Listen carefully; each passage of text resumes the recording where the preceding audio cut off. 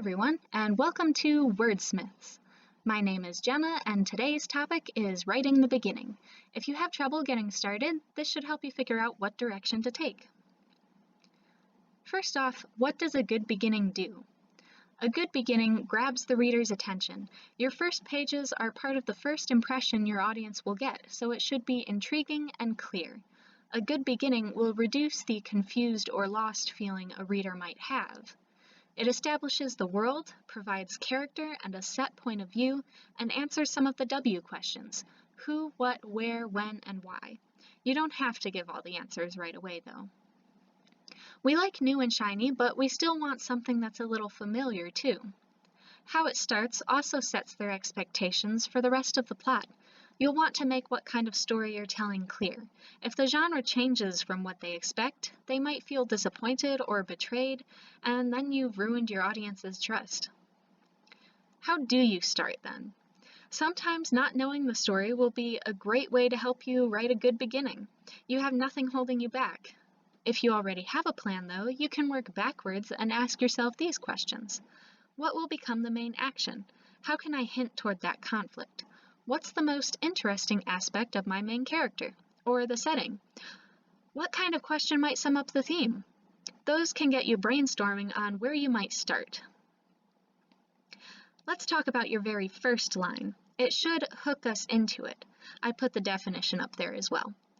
Basically, if you're a writer aiming for publication someday, no matter what age you are, this bit of first line talk is for you.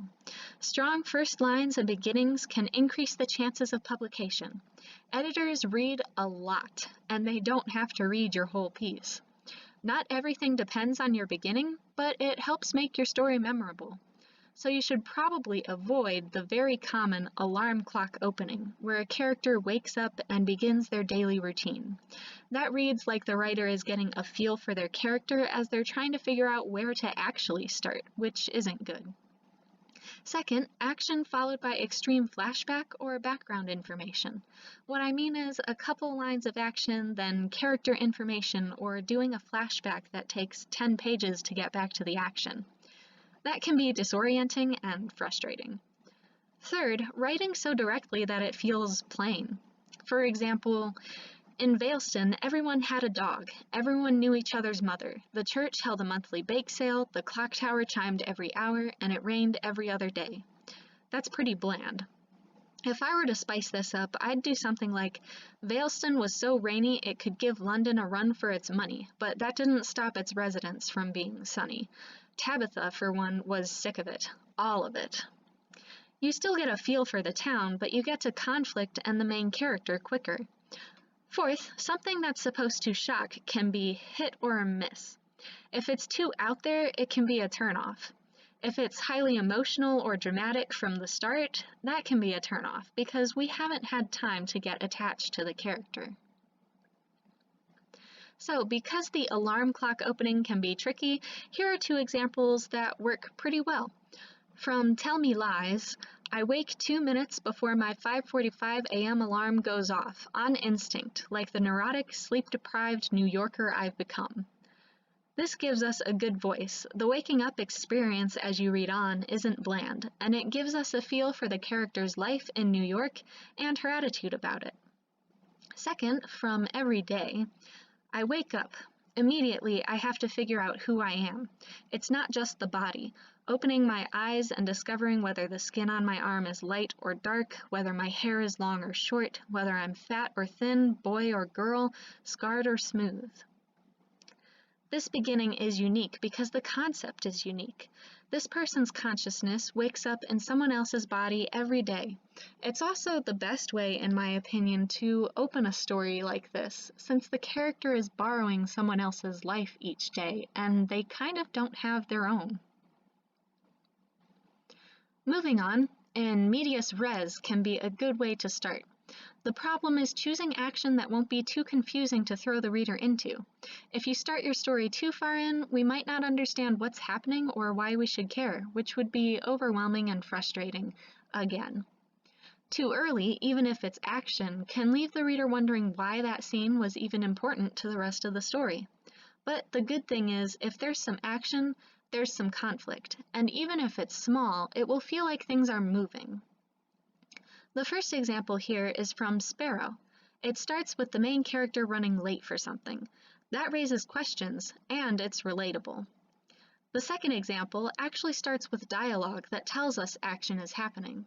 We don't know who the Aska are, but the narrator gives us a description of the battlefield, and they can hear their enemies quickly approaching. Battles are intriguing, and the sense of anticipation is heavy here.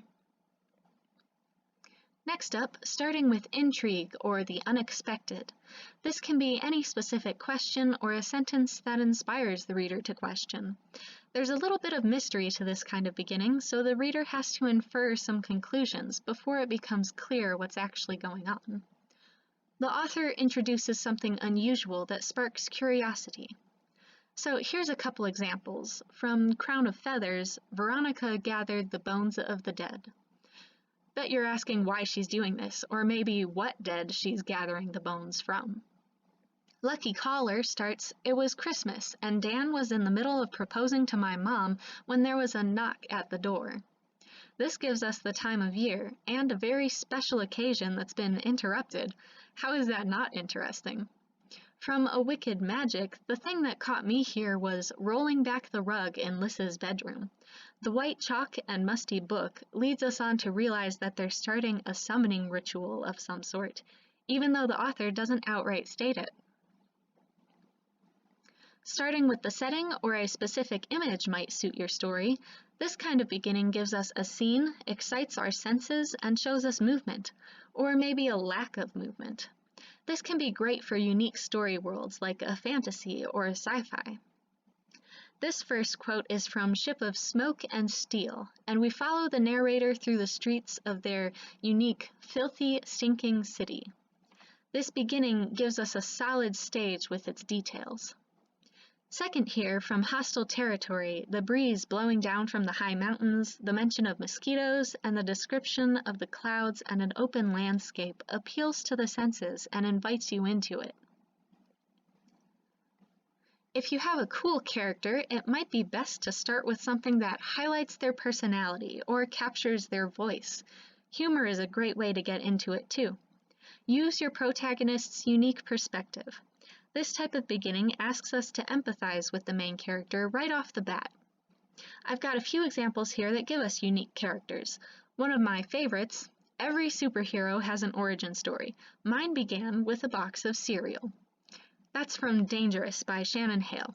To me, that's pretty funny and unexpected. The Gravity of Us begins, "At home, I'm invisible. At school, I'm bizarre.